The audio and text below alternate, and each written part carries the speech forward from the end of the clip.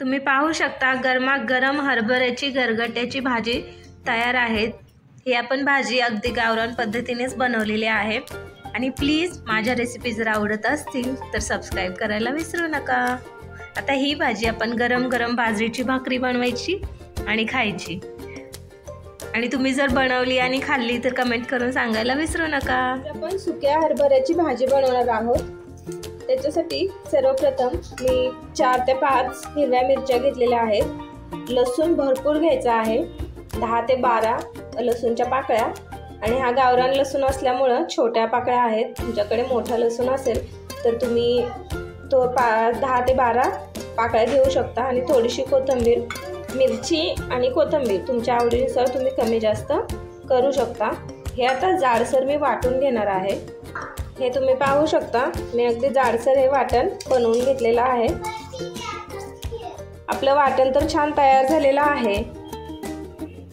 ही हरभऱ्याची भाजी सुकवून आहे। मी तेल छान गरम करून घेतलेलं आहे। त्याच्यामध्ये 1 चमचा जिरा टाकलेला आहे आणि आपण जे वाटण बनवलं होतं मिरची, लसूण व कोथिंबीरचं तेही याच्यामध्ये टाकलेलं आहे। चुकून माझ्याकडे व्हिडिओ ऑन करायचं राहून गेलं, त्यामुळे ते शूट नाही करता आलं, त्याबद्दल सॉरी। याच्यामध्ये मी 1 बेडगी मिरची टाकलेली आहे व 5 ते 6 मी अख्खा लसूणच्या पाकळ्या टाकलेल्या आहेत। हा लसूण अगदी ऑप्शनल आहे, पण या भाजीला लसणाचा फ्लेवर खूप छान येतो, त्यामुळे मी लसूण एक्स्ट्रा ह्याच्यामध्ये ॲड करून घेतलेलं आहे। आता हे आपण खमंग असं भाजून घेऊया। आपलं मिरचीचं वाटण वगैरे छान तेलावर आपण परतून घेतलेलं आहे। याच्याचमध्ये मी 2 चमचे शेंगदाण्याचा कूट टाकून घेणार आहे। हे अगदी गावरान पद्धतीने ही रेसिपी मी बनवत आहे। तुम्ही घरी नक्की करून पहा आणि प्लीज माझ्या रेसिपीज जर तुम्हाला आवडत असतील तर सबस्क्राईब करायला विसरू नका। हे आपण शेंगदाण्याचा कूट एक 2 ते 3 मिनिटं मीडियम फ्लेमवरती छान परतून घेऊयात।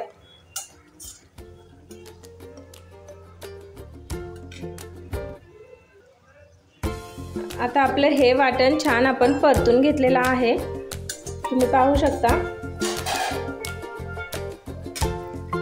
याच्यामध्ये मी आपल्याला हवं तेवढं, आपल्याला जेवढी भाजी बनवायची आहे तेवढं पाणी आपण याच्यामध्ये ॲड करून घेऊया। मी याच्यामध्ये 2 वाटी पाणी ॲड करून घेत आहे। याच्यामध्ये मी थोडीशी मुगाची डाळ टाकत आहे। तुम्ही याच्यामध्ये मटकीची डाळ किंवा हरभऱ्याची डाळही ॲड करू शकता। मुगाची डाळ पटकन शिजते, त्यामुळे मी याच्यामध्ये मुगाची डाळ टाकून घेतलेली आहे। तुम्हाला जी डाळ आवडते ती तुम्ही याच्यामध्ये टाकू शकता। आणि आता याच्यामध्ये आपण चवीपुरतं मीठही टाकून घ्यायचं आहे। आता याला छान आपण उकळी काढून घ्यायचं आहे आणि मग आपली जी सुकलेली भाजी आहे, भाजी आणि बेसन जे आपण बनवून घेतलेलं आहे एका प्लेटमध्ये, ते याच्यामध्ये टाकून घ्यायचं आहे। सर्वप्रथम याला आपण छानशी उकळी काढून घ्यायची आहे। तुम्ही पाहू शकता आपल्या या रश्श्याला छान उकळी आलेली आहे। आता याच्यामध्ये आपण ही भाजी टाकून घेऊ आणि भाजी टाकत टाकत आपण हे असं हलवून घ्यायचं।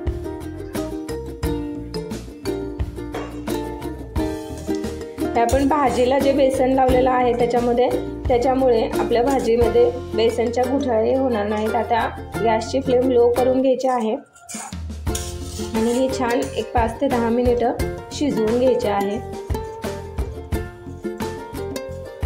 याच्यामध्ये ज्वारीचं पीठ टाकायचं असतं, तुम्ही ज्वारीचं पीठ टाकूनही ही भाजी बनवू शकता आणि ही भाजी तुम्ही डब्यालाही नेऊ शकता।